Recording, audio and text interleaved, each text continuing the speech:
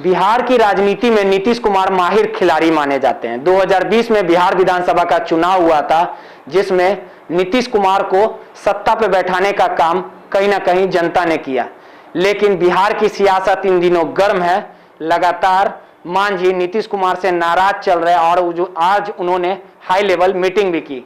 लगातार कांग्रेस हो या राजद, मांझी को खुला ऑफर दे रहे हैं और अपने में पार्टी में शामिल होने की बातें कह रहे हैं। इस पूरे मामले पे बात करने के लिए हमारे साथ गुलाम गौस साहब है, विधान पार्षद है जदयू के। उनसे बात करेंगे कि जिस प्रकार से लगातार जीतन राम मांझी पे डोरा डालने का काम राजद कर रही है, क्या लगता है कि फिर एक बार जीतन राम मांझी का मन डोलेगा? सर, आज जीतन राम मांझी फिर बैठक की है, हाई लेवल मीटिंग की है। लगातार सरकार के आदेश जो आ रहा है, जो भी योजना है, उससे कहीं ना कहीं नाराज चल रहे हैं। लगातार राजद कह रहे हैं कि उनका सम्मान नहीं हो रहा। वहां हमारे पास चले आइए, हम लोग मिलकर सरकार बनाएंगे जनता की सेवा।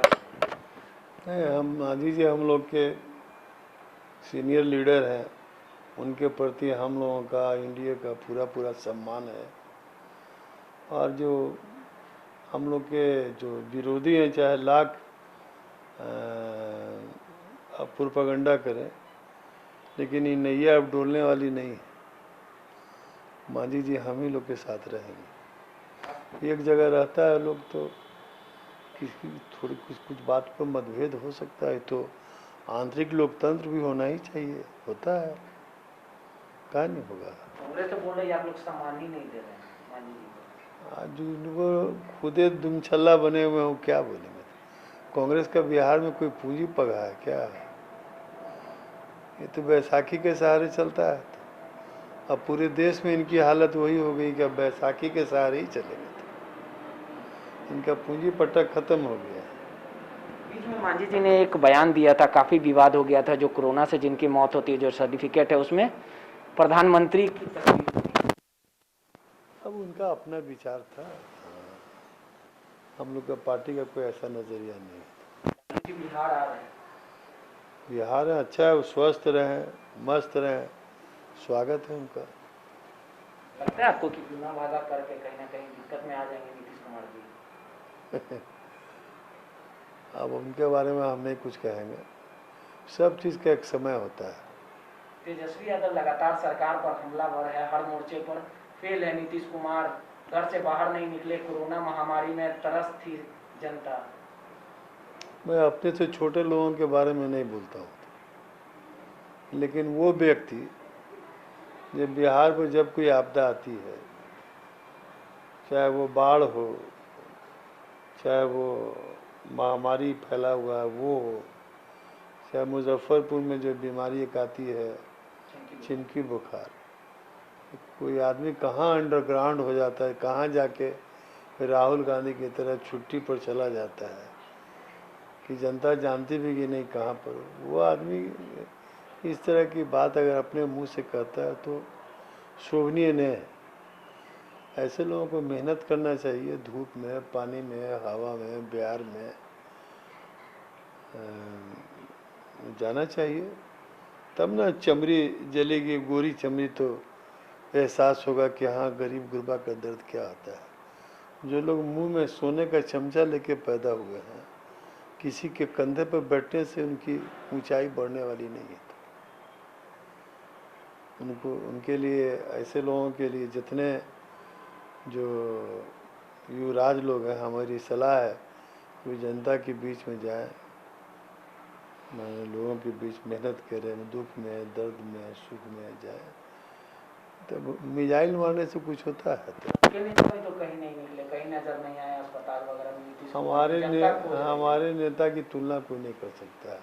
आप रिजल्ट देखो ना, क्या परिणाम है बिहार में, और पूरे राज्यों की अपेक्षा में बिहार बहुत हद तक सुरक्षित है। देखेंगे सर, कोरोना महामारी था, बेड की कमी थी, ऑक्सीजन की कमी थी, तब सब कुछ है, तब तो रेट कैसे घट गया?